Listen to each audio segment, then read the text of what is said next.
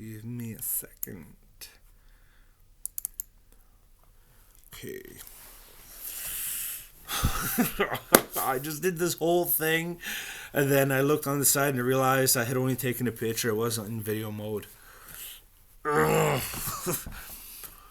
Okay, this is ProWrestlingReviews.com. Not much activity on the YouTube channel. That's going to change as of today. The website, I'm always updating the Dynamite reviews on the website. Dark, we're 9 or 10 episodes behind. And also Full Gear, the pay-per-view has to be reviewed. So if anybody wants to review that, they can give me a copy of the written review. I'll reply to you with an email that's an official statement saying with the timestamp and everything when we agreed to it, because it will be the reply to that. And I'll post it on the website. Your name will be there. I could provide a link to whatever you want. You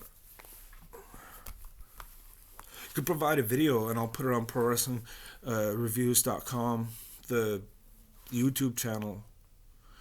If there's a way to go into that and allow other people to like put stuff to a YouTube channel, like a community YouTube channel or something, like multiple contributors to something, that would be fucking awesome. I would love that. But anyway, we're going to review the Dynamite February 12th episode of All Elite Wrestling. Okay, I'm going to read the information there, as you see, right there. And then we're going to talk about it. Okay, the first match was Kenny Omega and Hangman Page, who are the tag champions, versus SCU, which is Frankie Kazarian and Scorpio Sky. This was for the AEW World Tag Team Championships. It was a rematch. SCU lost the belts at Chris Jericho's Rocket Rager at C Part 2. I can't remember what date it was. It wouldn't have been the 1st, it wouldn't have been the 8th. I think it was the 15th or 22nd. I don't remember. Anyway, these 4 guys in a match never disappoint. SCU turned up their game plan since their last tag match when they lost the titles to the Elite back in January. And in this match, they hit tornado DDTs, released German suplexes, knocked Hangman Page off the top ropes, and even applied submissions. Their game plan was to take out one competitor from the ringside and isolate the other, which caused Kenny Omega to really get beaten down by Kazarian and Scorpio, but they couldn't get the 3 count on the best bout machine on the planet. That's what people call him. Number 1 wrestler in the world for 2017-2018 by Dave Meltzer, I believe. After getting knocked from the top ropes all the way out to the floor at ringside, crashing the steel barricade, Hangman Page called his way back to his corner, and upon getting tagged in, knocked Scorpio out of action, then hit his Buckshot-Lariat on a stumbling and dazed Frankie Kazarian, while Kenny Omega hit his V-trigger to the back of Kazarian's head at the same time. Like, it's a wicked finish. I love it. Man, Omega pinned Frankie, who grabbed the ropes a split second after the ref hit the 3, but it was indeed a touch too late as the Elite successfully defended the AEW World Tag Team Championships. Okay, now this match, this is the part where we talk about it. With Kenny Omega and Hangman Page being the tag champions, they just won it in January. SU had it for 3 months. I can't see them having it for less than 3 months.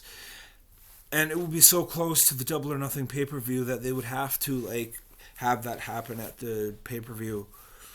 So if they're busy right from now right up until including Double or Nothing, then even that, like everything up to and including Double or Nothing, they're involved with the tag title. So it makes you think, like, after Jon Moxley, who is going to be going after the tag title at Double or Nothing? Like, I think Chris Jericho would want a rematch before that. So I don't know. But anyway, as far as the tag division goes, Omega and Page, they're a really good combination. They're like 2 heavyweights who are teaming up on other guys. Yeah, 9 out of 10. 9 out of 10. Kenny Omega and Hangman Page versus Frankie Kazarian and Scorpio Sky. That was an incredible match. That was incredible. Number 2, Dustin Rhodes versus Sammy Guevara. Dustin looked as good in this match as any throughout his 31-year career. The action started off with Natural clearly dominating the Spanish God in agility and power, as well as with the back body toss, clotheslines, knee strike to the abdomen, among other moves. Only when Jake Hager distracted and attacked Dustin outside the ring did Sammy get any offense, going with the military press crucifix bomb, as well as the torture rack falling knee strike to the face, but that was not enough to put away Dustin Rhodes. That wasn't enough to put him out. A front toss off the top ropes, a Canadian Destroyer, and Dustin's. This is what Dustin did: a front toss off the top ropes, Canadian Destroyer, Dustin's finishing move, the Final Reckoning, which is crossroads or double cross, whatever you want to call it. That as well to put away the Inner Circle member and gave Dustin his first singles victory on a main international level show in recent memory. Oh yeah. All well deserved and a surprisingly good match, even if the offense was a little one-sided. Of that 7 points of offense, I think like 5 goes to Dustin Rhodes. Definitely 5. Nyla Rose versus Rio for the AEW Womans World Championship, or as I have on the site, Championship. I could fix that, but whatever. AEW Women's World Championship. Despite a weight differential of more than 100 pounds, well over 100 pounds, there's no way Rio defended her women's championship very convincingly against Nyla Rose, the much larger and stronger athlete. Rio resorted to running drop kicks, hurricane run-ons, elbows, snapdragon suplexes, and even hit a Northern Light suplex, as well as the falling double stomp. Or Shima Fight for the Fallen, where all he was doing was falling knee drops. He was like the male version of Rio, even though his size was decent. But she couldn't get the 3 count. Then Nyla Rose used her size and power to drive Rio into the mat with power bombs, crucifix bombs, sidewalk slams, choke slams, falling elbows, the Death Valley driver off the top ropes, and then finally a spear and the Beast Bomb. Finally, to crown a new world champion. 10 out of 10. That was a perfect match. So, okay, now we talk about it.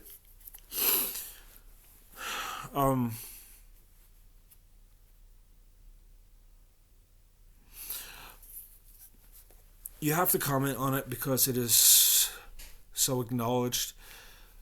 When it comes to Nyla Rose, I don't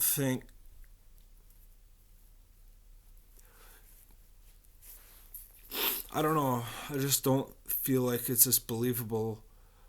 Or being in the women's division, she could be in the men's division easily. Or if they have weight classes of women's, that she would definitely be at the heavyweight. But you know what? I don't agree with her being in the women's roster, but at the same time, it's just my opinion. And I would never deny anybody their rights to happiness, or what they want. They can go right ahead. I would even help you. Yeah. But when you put that aside, she is the most entertaining heavyweight wrestler in AEW right now. MJF versus Jungle Boy. Blurb talk. Jungle Boy Jack Perry brought an offense that was high impact mostly, with a DDT as well, and came at MJF and put him laying out on the mat on a couple of spots in this matchup. He showed endurance but had spasms in his back after landing on the floor outside the ring. MJF, however, is proving that he may well be the best heel in the wrestling business, but his physical strength and form in ring is perfect. There's a solidness and muscularness to Max that gave the advantage to this bout that saw him notch another win after defeating Joey Janela. This outing made clear case for Jungle Boy's promise of future success, though, and certainly wasn't a loss for him at all. And I'm surprised I didn't mention that When he was on the top ropes and MJF came and started like punching him in the kidneys and hitting him on the back, and then Jungle Boy hit him with an elbow and started hitting MJF on the back, and then flipped over him, and like he was like this, and MJF was like grabbing onto the ropes like that, and then Jungle Boy pulled him away and hit this huge running sit down power bomb. He almost got the 3 count. It was really cool. 8 out of 10. Yeah, MJF, he's strong, he gets cocky, he runs the situation into where he can't handle it, so then he gets something to cheat to win. Then Jon Moxley versus Santana.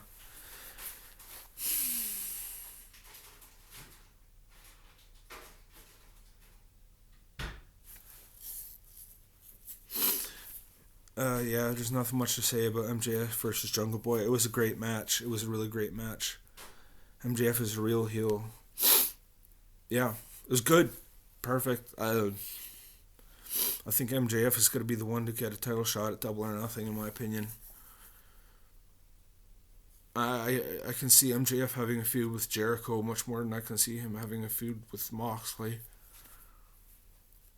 Because if Moxley doesn't win the belt and he's still coming after it like that, he's just going to look ridiculous. He better have, like, when you know you're going to lose after trying to win a title, you need to have a different direction for yourself and your character and your approach set up if you go to a different division. We'll talk about that after the review. So the last one is Jon Moxley versus Santana. A straight-up brawler, nothing new or special, nor was there any real spots that stood out. Back-and-forth punches, kicks, and chops. Santana super-kicked Moxley, then landed a frog splash off the top ropes, but got a 2 count. Ortiz sprayed Moxley in the eyes with a mist that blinded him, and Santana got a thumb in the eye, so the two stumbled around until Moxley hit a paradigm shift on Santana to get to 1, 2, 3. Boring and flat match. Ridiculous. Jon Moxley is boring. So there was 5 matches. We're going to do some math. Now, 9 plus 7 plus 10 plus 8 plus 3 equals times 2 equals 74. I give this a 7.5 out of 10. The episode itself. Their AEW is always good. They're getting a lot better. Their audio issues are finally starting to work. Man, they had so many audio issues. You know, and the video editing and that. Like when wrestlers will come down and show their record and what title they have and their name and stuff. And like what division they're in or whatever. There was a couple of times where that was inaccurate. Okay, so February 12th, Dynamite episode, I would say 7 out of 10. 7.5 out of 10. Definitely not 8. No, definitely not 8. 7 or 7.5, but not 8. Not in my opinion. Alrighty.